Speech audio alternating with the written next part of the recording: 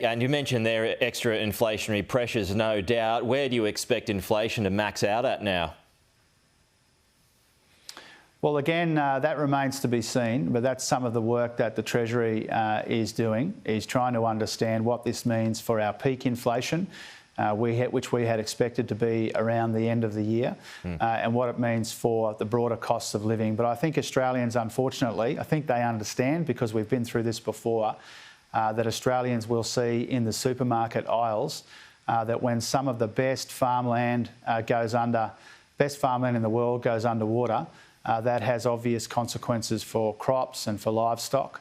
That is a human tragedy for the farmers and producers and growers involved, but it has consequences for cost of living around Australia too. Right, so will inflation now go above 7.75%? I will do the work to update that figure if it needs updating in the budget. The budget's only a week away now, and so we are in lots of ways scrambling to make sure that we can include our most up-to-date understandings of the economy in those budget forecasts that I release. That work has begun, but it hasn't finished. If we have time to factor that into the budget, we will. But in normal circumstances, the numbers in the budget would be finalised around now, and this situation is still evolving and still developing. Right, so how close are you getting to finishing the budget?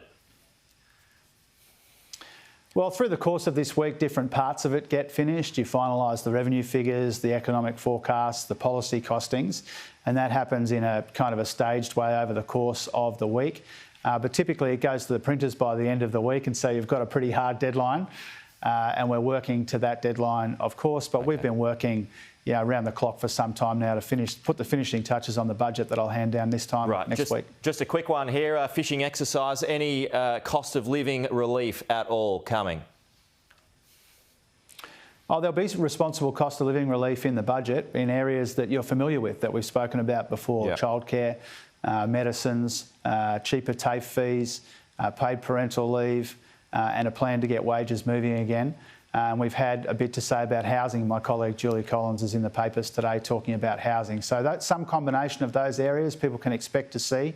That's how we provide responsible cost of living relief without pushing up inflation, and that's by ensuring that it's got an economic dividend, and that's what people can expect to see in a budget which will be solid, it will be sensible, and it will be suited to the times. Well, Jim Chalmers, appreciate it. Thanks so much. We'll talk to you again soon.